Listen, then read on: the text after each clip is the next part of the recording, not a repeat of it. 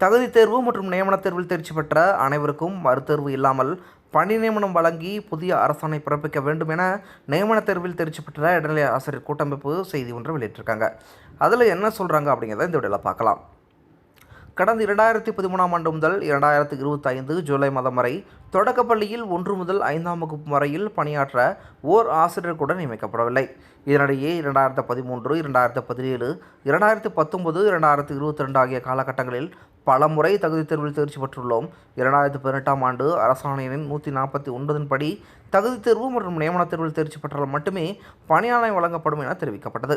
Corona காலகட்டத்திற்கு பிறகு தகுதி தேர்வில் தேர்ச்சி பெற்றதை வாழ்நாள் சான்றிதழாக மாற்றப்பட்டது.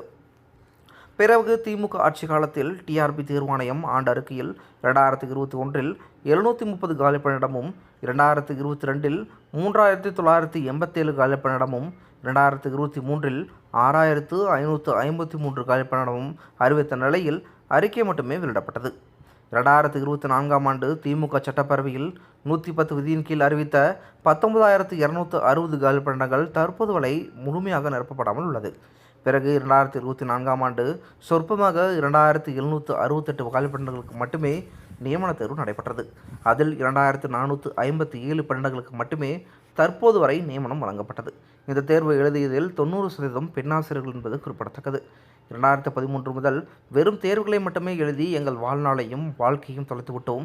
பிறப்புக்கும் எல்லா உயிருக்கும் என்ற உயரிய சித்தாந்தத்தை செயல்படுத்தும் தமிழக முதல்வரும் தமிழக வெற்றிக் கழகத்தின் தலைவர் அவர்களை மட்டுமே நம்பியுள்ளோம். தற்பொழுது வரை தொடக்கப்பள்ளியில் காலி பணியிடங்கள் 30,000க்கு மேல் உள்ளது. தேர்ச்சி பெற்று தகுதி உள்ளவர்களின் எண்ணிக்கை 21,515 ஆகும். தொடர்ந்து தொடக்கப்பள்ளிகளில் தகுதியற்ற ஆசிரியர் பயிற்சி பட்டயம் பெறாத, தகுதி தேர்வுகள் நியமனத் தேர்வில் தேர்ச்சி பெறாத பல ஆயிரக்கணக்கோரோர் தற்காலிகமாக பணிபுரிந்து வருகின்றனர். 2018 சென்னை உயர்நீதிமன்றம் தொடக்கப்பள்ளிகளில் தற்காலிக ஆசிரியர் இருக்கக்கூடாது என உத்தரவு பிறப்பித்துள்ளனர். இந்த தேர்வினால் எங்கள் வயது 40 முதல் 50 வயதை கடந்த நிலையில் எங்கள் எதிர்காலத்தை இந்த துறையில் புதைத்துவிட்டோம். எங்கள் வாழ்வு மறுமலர்ச்சி பெற தமிழக வெற்றிக் கழகத்தின் தலைவர் அவர்களின் ஒற்றை கையெழுத்து எங்கள் தலையெழுத்தை மாற்றிவிடும் என நாங்கள் நம்புகிறோம்.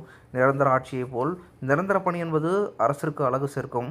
தமிழக வெற்றிக் கழகத்தின் தலைவர் புதிய அரசாணை மூலம் எங்களுக்கு வழங்கும் இந்த பணி நியமன ஆணை எங்கள் தலைமுறை கடந்தும் நன்றி கடனோடு இருப்போம் என்பதை உணர்வுபூர்வமாக தெரிவித்துக் கொள்கிறேன் என தெரிவித்துள்ளனர். இது போன்ற மேலும் முக்கியமான செய்திகளை தெரிஞ்சுக்கணும் அப்படின்னா நம்ம சேனலை சப்ஸ்கிரைப் பண்ணிட்டு தொடர்ந்து நம்ம சேனலோட இணைந்திருங்க. மீண்டும் அடுத்த சந்திக்கலாம். நன்றி.